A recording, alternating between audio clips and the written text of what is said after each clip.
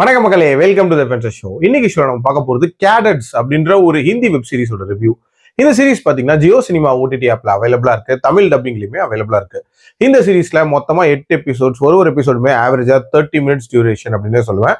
ஒரு medium size series தான். இந்த சீரிஸ் ஒரு மிலிட்டரி ட்ரைனிங் கேம்ப்ல நடக்கக்கூடிய சம்பவங்கள் அப்படின்ற மாதிரி கொண்டு போயிருப்பாங்க.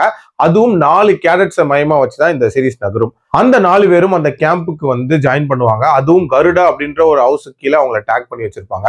சோ அந்த ஹவுஸ்ல அவங்க ஜாயின் பண்ணதுல இருந்து டே 1ல இருந்து என்னென்ன மாதிரியான சம்பவங்கள் நடக்குது, அவங்களுக்கு என்னென்ன மாதிரியான ட்ரைனிங்க்கு உள்ளாகுறாங்க, அவங்களுக்குள்ள எப்படி ஒரு பாண்டிங் ஃபார்ம் ஆகுது, என்னென்ன ஃபன் மூமெண்ட்ஸ் கிரியேட் பண்றாங்க, அதுக்கப்புறம் அந்த போர் அப்படின்றது வரும்போது அந்த சூழ்நிலை எப்படி இருக்கு, ஆல்சோ இவங்க ஹவுஸ்க்கும் மற்ற ஹவுஸ்க்கும் என்ன மாதிரியான ரைவல்ரி உண்டாகுது அண்ட் அது ரிலேட்டடான ஈவெண்ட்ஸ் என்னென்ன அப்படின்ற மாதிரி நிறைய விஷயங்களை சொல்லக்கூடிய ஒரு சீரிஸ் தான் இந்த சீரிஸ். இந்த சீரிஸ்ல எனக்கு பிடிச்ச விஷயம் அப்படின்றது ஒரு மிலிட்டரி ட்ரைனிங்ல இருக்கக்கூடிய காம்ப்ளெக்சிட்டிஸை ரொம்ப நீட்டா இதுல எடுத்து சொல்லியிருப்பாங்க அப்படின்னே சொல்லலாம். அதாவது மராத்தான் ஓடணும், மலை ஏறணும், இந்த மாதிரி ஏகப்பட்ட டஃப்பான டாஸ்க் இருக்கும் அப்படின்ற மாதிரி காட்டியிருப்பாங்க. ஆல்சோ இந்த சீரீஸ் வந்து ஆக்சுவலா கொஞ்சம் உண்மைக்கு நெருக்கமாகவும் எடுத்திருப்பாங்க. இது வந்து அந்த கார்கில் வார் நடந்துச்சுல, அதுக்கு முன்னாடி 1998ல நடக்கிற மாதிரி காட்டியிருப்பாங்க.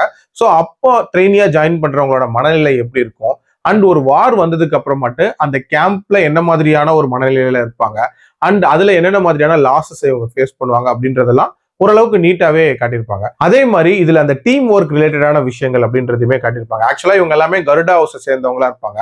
ஸோ அந்த ஹவுஸை எப்படியாவது ஜெயிக்க வைக்கணும் அப்படின்றதுக்காக ஏகப்பட்ட விஷயங்கள் ரொம்ப குரூப்பா சேர்ந்து பண்ற மாதிரி காட்டியிருப்பாங்க. அண்ட் அதுல யாருக்கு லீடர்ஷிப் போகுது, ஸோ என்னென்ன மாதிரியான கமெண்ட்ஸ் கொடுக்குறாங்க, இந்த மாதிரியான விஷயங்களும் ஓரளவுக்கு நீட்டா இருந்துச்சு.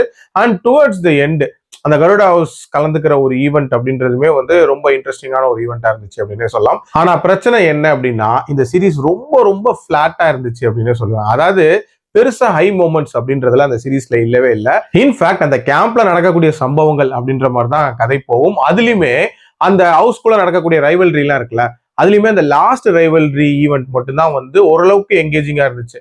மற்றதெல்லாம் ஜஸ்ட் லைக் தட் நடக்கிற மாதிரி தான் போகும். ஆல்சோ இந்த 4 நண்பர்களுக்குள்ள இருக்கக்கூடிய பிரச்சனைகள், ஏன் இன்ஃபேக்ட் இதுல ஒரு லாஸ் வரும், அந்த லாஸை கூட அந்த அளவுக்கு எமோஷனலா காட்டல அப்படின்னே சொல்லலாம். ஓவரால் என்ன பொறுத்த வரைக்கும் கண்டிப்பா ஒன்ஸ் பார்க்கக்கூடிய ஒரு சீரிஸ் தான். பட் ஸ்டில் நீங்க டிராமா ஆர் என்டர்டைன்மெண்ட்லாம் எதிர்பார்க்குறீங்கன்னா இந்த சீரிஸ் உங்களுக்கு செட் ஆகாது அப்படின்னு சொல்லுவேன். என்னோட ரேட்டிங் இந்த சீரிஸ்க்கு 2.7 out of 5. அடல்ட் கண்டென்ட்லாம் பெருசா இல்ல, தாராளமா பார்க்கலாம். மீண்டும் அடுத்த விமர்சனத்தில் சந்திக்கிறேன். நன்றி, வணக்கம்.